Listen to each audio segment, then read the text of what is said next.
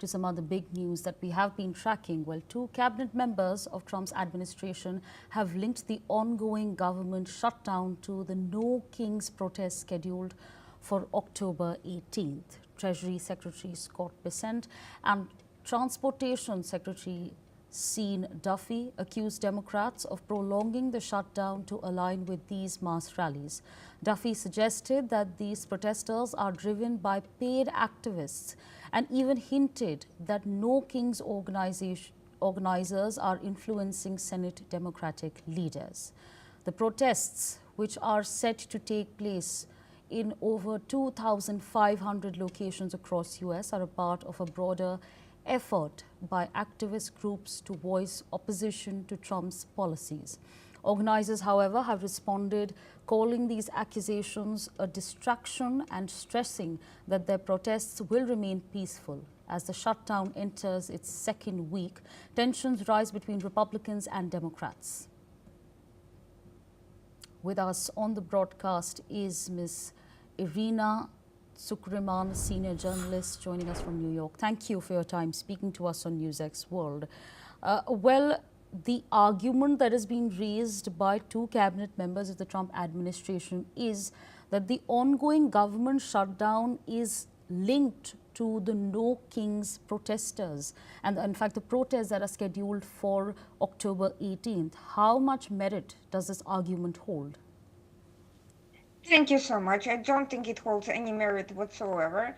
And I think it's not in the Democrats' interest to prolong the shutdown as long as possible. Frankly, I think they come out looking, the longer the shutdown continues, the worse it is for them politically, because they are the ones who are being largely blamed for the shutdown and for their inability to, or unwillingness rather, to negotiate over making cuts to the budget that the Republicans requested.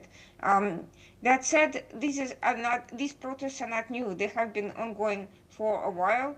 I doubt that congressional leadership has anything to do with their organization, and I also don't think that they necessarily benefit from being linked to them in any particular way.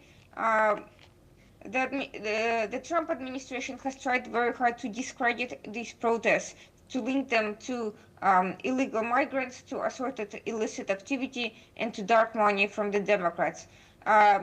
It's very clear, however, that there is a significant portion of the protesters who are alarmed at some of the administration's actions and genuinely are concerned about not being heard and about the direction the country is taking. The fact that the Trump administration has used extreme language comparing Trump to an emperor or king at various points in time certainly feeds into the worst of these concerns, regardless of whether or not that is their intention. And to some extent, the sort of provocation, I believe, is intended to create this sort of feedback loop that then the administration can use to justify even stronger Right. pushback against the Democrats. So I think this is just another excuse for the administration to essentially blame the Democrats not only for the shutdown, but for everything that's going on, and they're speaking largely to their base. They're not speaking to independents or to the more moderate Democrats who are concerned, but also don't necessarily support everything their own leadership is doing. Right, absolutely. I'd also like to understand from you, considering the fact that the shutdown is now entering its second week, it's the people that are bearing the brunt of politics. What exactly is the sentiment on the ground?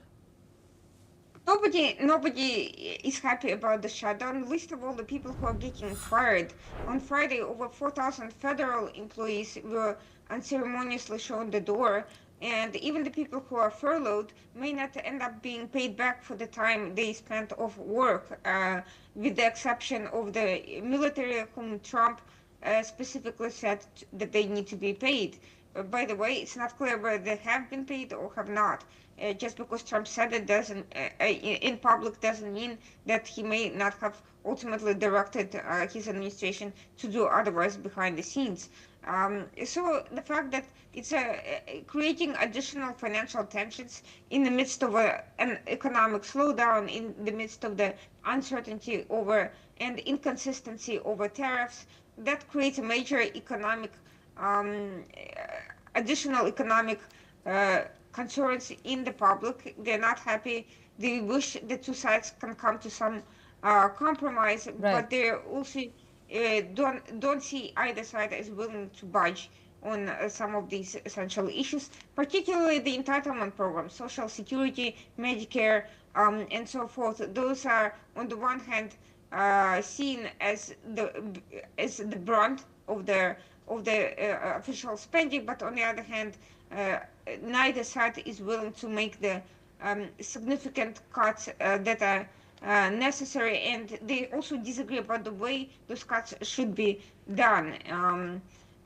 So I don't see the two sides coming to an agreement over that anytime soon. Absolutely. I request you to stay on with us as we shift our focus to some other big news that we're tracking.